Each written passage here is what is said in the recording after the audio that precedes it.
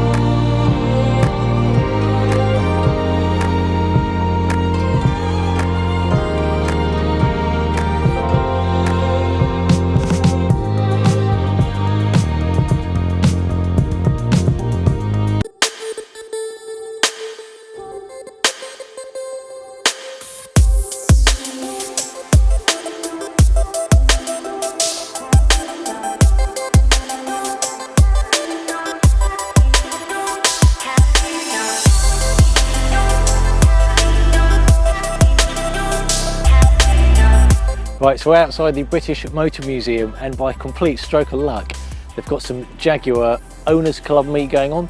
And I don't know if you know, on my channel I actually started off with a Jaguar XFR, so Jags are pretty special to me. Ready when you are.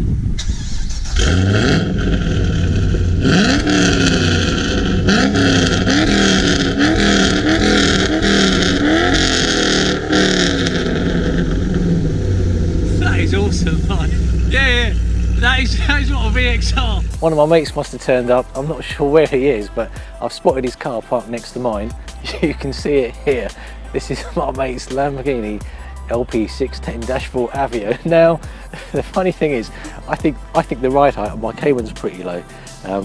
Parked next to this car, it's just bonkers. It promises to be a great weekend. So we've got a third car that hasn't turned up yet. That's the other mate. And he just texted us and said he's bought some walkie-talkies, so it could get quite interesting. I am going to say that these cars are pretty similar. What do I mean by that? Well, where's the engine? Okay, it's mid-engined. Okay, it sits behind the driver's head, and that's where my engine sits. And I'm going to say that these two cars are similar in that respect. I know you're going to think I'm completely bonkers by saying this, but you tell me how many other mid-engine cars are out there.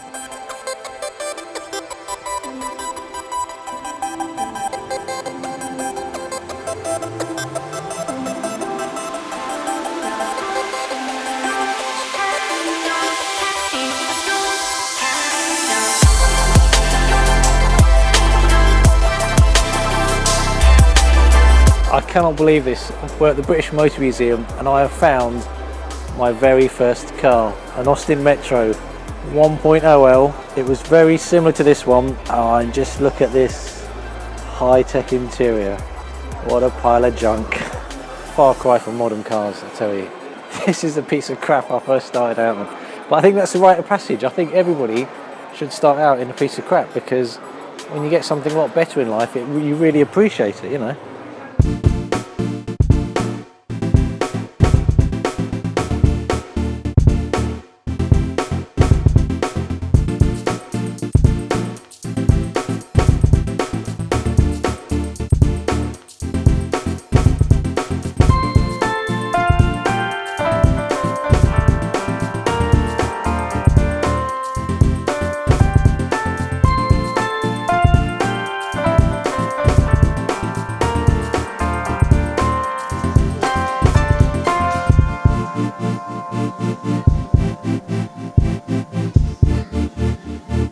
just had a pit stop for lunch. We are heading back on the road. Hey, so this is it. This is the trip. All right, we are 3 of us in convoy. Let's just whack on the other camera.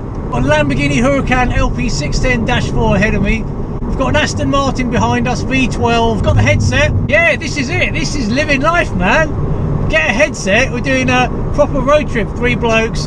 Thanks to the guy with the Aston for getting the headset. That's a great idea. On the way to Snowdonia, probably about 2.5 hours away. I'll tell you, I do love my Porsche Cayman. However, there's one thing that I think is missing. And I had a Jag XFR before this, and that is the low-end grunt to just accelerate on through. I mean, admittedly, I'm behind a V10 Lamborghini Huracan with 610 horsepower. Obviously, the Cayman, you need to rev it up right to get the into the power band, and even then, over 5,000 RPM, you still don't get the punch to just sort of keep up with cars like that. But hey, it's an unfair comparison to make. But you know, just if I could have one extra little thing, yeah, it's a Cayman with more power, you know.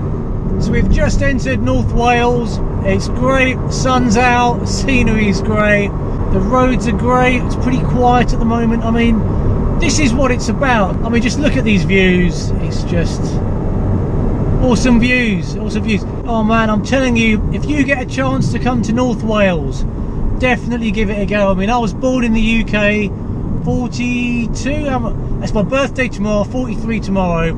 And I've never been to North Wales. It's a crime, I tell you. The landscape is just stunning.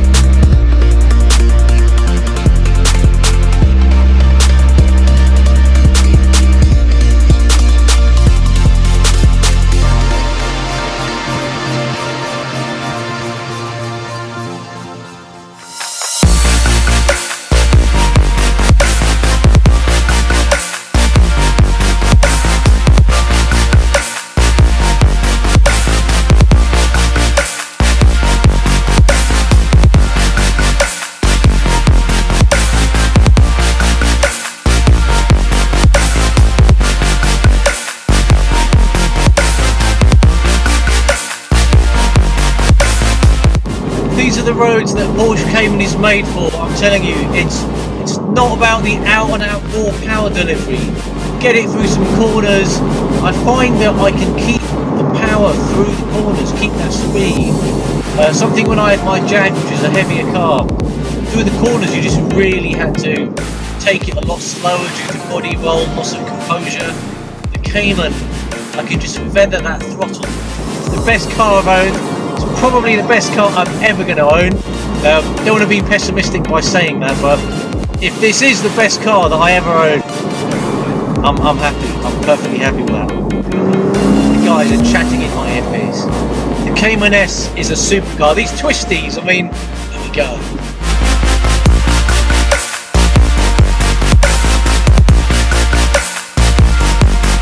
This is a great road, guys. Oh, it's beautiful, absolutely beautiful. I don't care that I don't have 610 horsepower, because when you've got twisties like this, decent chassis and decent steering, it's not all about all of that out and out power. And that's what I've just remembered, is that sure, if you put my car in a straight line I'll be left for dust, but I mean, just look at this landscape, the corners. I'm doing like 48 miles an hour, and it's a thrilling ride. It's just, oh, thank you Porsche for making this car. Wow.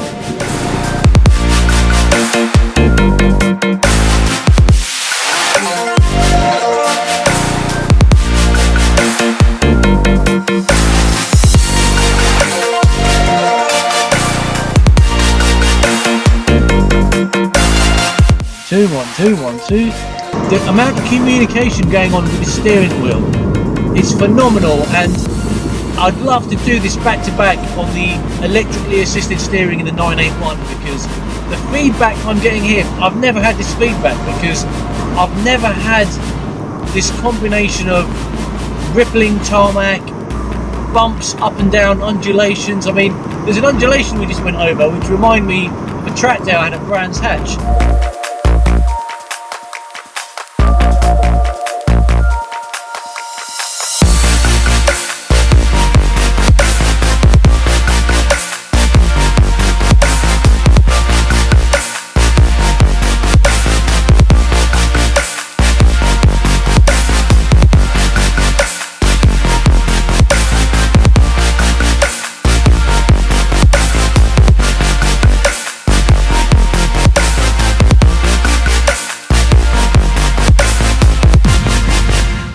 Just checked into a hotel. I'm not sure if this audio is going to come out very well.